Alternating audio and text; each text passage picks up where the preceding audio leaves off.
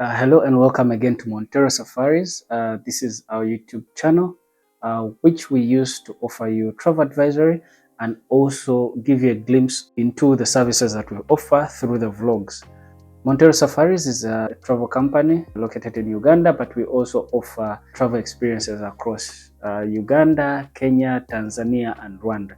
So if you are planning a safari in the near future into any of those destinations, feel free to reach out to us and we'll help you throughout that process from beginning to the end. You can use the information in the description below to either send us an email or send us an inquiry through our booking form, and we'll be able to help you.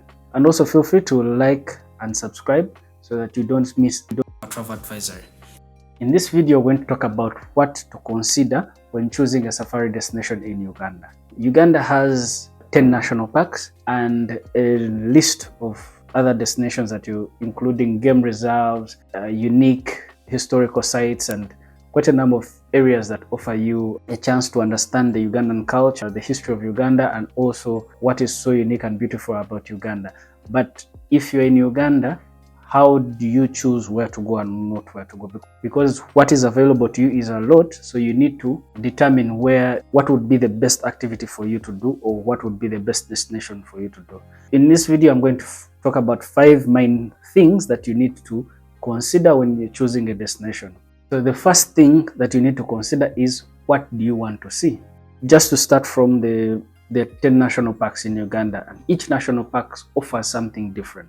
So are you looking to see primates? Are you looking to see the big 5? Do you want to see birds? Do you want to see the landscape, the nature, and all that? So when you have made up your mind on what you want to see, you'll start to narrow down on where you can go to.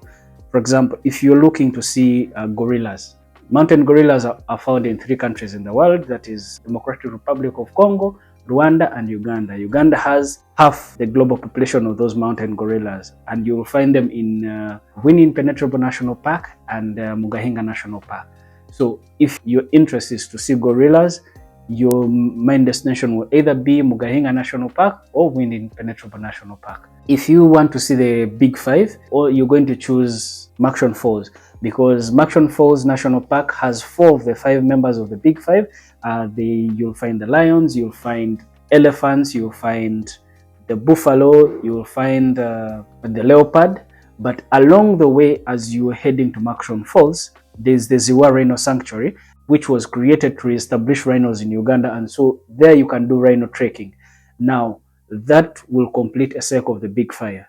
But however, remember that what nature gives you is dependent on a number of circumstances. So if you want to be very sure that you see at least all the big 5s, you can choose to do Murchison Falls, where you know you're guaranteed to see rhinos. You will be able to see lions, elephants. The leopard is the most difficult one to see because it's usually a loner. If you have a little bit of time, you can also add Queen Elizabeth National Park, which also has the 4 members of the big 5, so that if you miss something in Murchison, you will not miss it this side. If you're looking mainly for birding, you can do birding in Murchison Falls, you can do in Queen Elizabeth, you can do in Chivale National Park, you can do in Windy. There are many areas where you can do birding in Uganda. So knowing what you want to see will determine where you will go and the ease of access to what you want to see. The other thing you need to consider when you are choosing a destination in Uganda to go to is your budget. What is your budget? How much are you willing to spend? Some destinations are more expensive than others. The national parks in Uganda are categorized in certain classes, and the higher classes pay slightly higher entrance fees. There are quite a number of reasons why that is, and also certain activities are more expensive. For example, if you're going to do gorilla trekking is the most expensive activity, because just the permit alone for gorilla trekking in Uganda is $800. And if you want to do gorilla habituation, the permit alone is $1,500. So that means that on top of that, if you have decided to do gorilla trekking, so you start from $800, and then you also have to add in money for accommodation, transport, the guide, food, and all the other things that you need to support your trip. If you have decided to do habituation, of course you will start with $1,500, and then you go adding on the other things that you will need to be able to have a memorable experience. Always reach out to local tour operators that are licensed so they can guide you through that process. And you could also reach out to us using the links in the description below, and we'll be able to help you to guide you through that process. Still on budget, you'll also find that chimpanzee trekking is slightly cheaper than gorilla trekking, but it's more expensive than the other normal parks like the Queen Elizabeth, Makshon, Lake Mburu, and the rest, because the chimpanzee permit is about $250, and also on top of the $250 you then add the other cost of transport, accommodation, food, guide, and the rest. Then you can also consider other parks like Queen Elizabeth, Makshon Falls, Lake Mburu, Chidepo, where you find that the entrance fees are slightly lower than the cost for the permits for these other places that I've mentioned above. Then number 3 is the time you have available for you to do these activities. By time, I mean that how long are you planning to be in Uganda to do these activities? There are people who come to Uganda maybe for a conference, you've come for a business meeting, you've come for a training, or whatever that has brought you to Uganda that could be related to your work or business, but you have some time to spare. It could be a day, 2 or 3 days or more.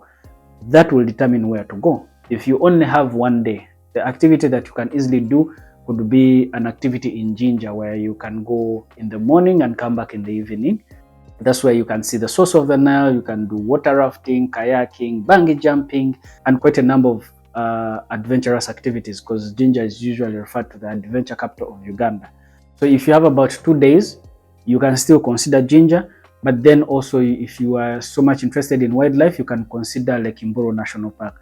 Lake Mburu National Park is the smallest savanna park in Uganda, and it is the only park at least where you can do a 2-day safari comfortably, because it's much closer to Kampala than other parks. So you can easily go in on day 1, do some activities, wake up in the morning, maybe you do some nature walks in the park, and then you drive back.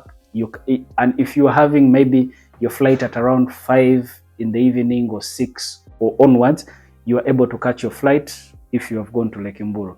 Now, if you have 3 days, then the number of offerings available to you are many, and now it is your budget then there to determine which activity to do, and also your interest. You can do Makshon Falls in 3 days, you can do Queen Elizabeth 3 days, you can do gorilla trekking 3 days, and many others. So time available for you is very key. If you have more time, you can then decide to do a combination of parks. For example, if you have 6 days, you can combine at least 3 national parks, and also be able to do some few other extra activities in between. That could be cultural activities, could be nature walks, or other unique things that you may be able to do within those. If you have 8 days, you can do 4 destinations or more. If you have above 8 days, your flexibility is unlimited. You're able to do much more with that, but that also will be determined by your budget. Number 4 is the accommodation that you want. Now this one I just added it because I know accommodation is a very key aspect when you're planning for your safari. So accommodation in travel is categorized in budget accommodation, you have mid-range accommodation, and luxury accommodation. For budget accommodation, it's still very decent. You're able to get a decent meal at your lodge. You're able to get clean room that is decent enough for travelers. You're able to get Wi-Fi even when you are in the park. There's electricity. You're able to get all the things that are good enough for you to have a comfortable stay in the lodge. And then as you go up in the mid-range, it's much better than the offering that you get on budget. And the luxury one is, the word luxury explains itself, but when you're choosing accommodation, just know that the class of accommodation that you choose will have a very strong bearing on your budget. And number 5 the other thing to consider is consider using a tour operator. Tour operators already know their way around the different destinations. They have all the information. They're able to guide you if you explain to them clearly what you want. They're able to organize for you something, and you'll relieve of the stress of finding people to take you here and there, and your only job is just to sit, be taken around, to enjoy your experience until your experience is done. But however, look out for licensed operators. It's easy to check if a tour operator is licensed, especially in Uganda.